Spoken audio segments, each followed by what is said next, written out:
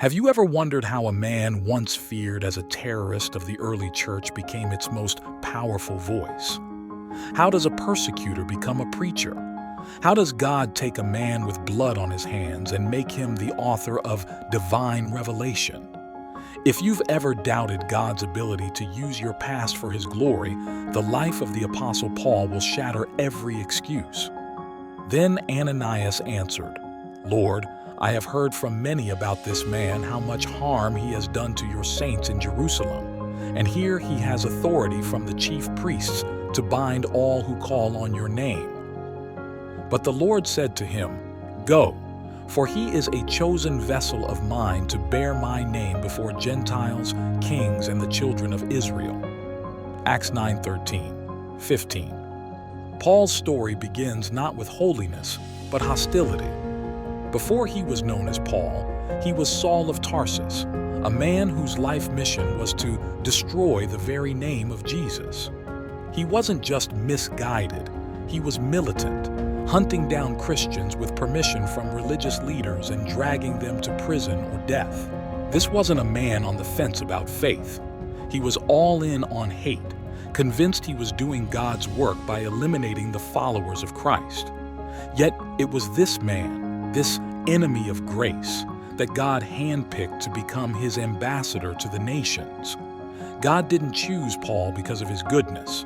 He chose him to showcase his own greatness. The road to Damascus changed everything. As Saul traveled with legal power to persecute, he was suddenly blinded by the light of Christ and knocked to the ground. Jesus didn't plead with Saul. He confronted him. "Saul, Saul, why are you persecuting me?" The aggressor became the question, the hunter became the hunted. What followed was not just a moment of clarity. It was the death of Saul and the birth of Paul. God didn't merely forgive him. He assigned him.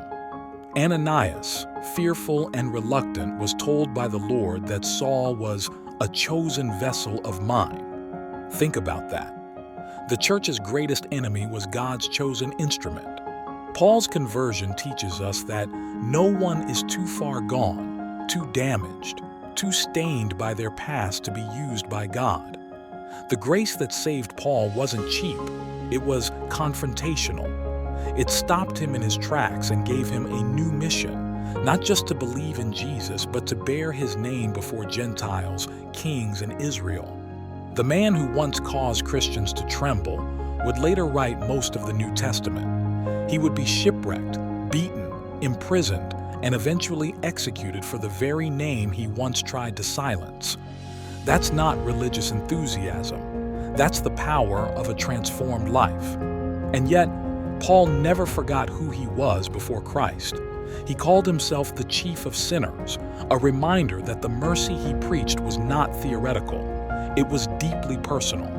He carried that humility into every letter, every sermon, every step of his missionary journey. So who is the Apostle Paul? He is a trophy of grace, a man broken and rebuilt by the love of Christ. He is living proof that God doesn't call the qualified, he qualifies the called. If God can turn Saul into Paul, he can turn your weakness into a weapon for the kingdom. There are moments when the weight of our past tries to crush the calling on our lives. Shame whispers, "God can't use someone like you." But look at Paul. The hands that once held stones now held scrolls. The mouth that once spoke threats now spoke truth. The heart that once raged with hate now overflowed with hope. God never wastes a story. In Paul's past, there was blood. In Paul's future, there was purpose. The same God who transformed Paul is writing your story too. Stop disqualifying yourself when God has already said, "You are mine."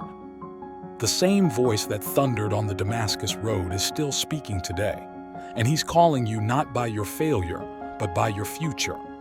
You see, God didn't save Paul just to sit in a synagogue. He saved him to shake the world. And that same resurrection power lives in you, not because you're perfect, but because he is. So when someone asks, "Who is the Apostle Paul?" remember this: he was a murderer turned missionary, a terrorist turned teacher, A man who met Jesus and never looked back. And maybe today, just maybe, God is calling you the same way he called Paul, not because you've earned it, but because grace makes room where religion sees none.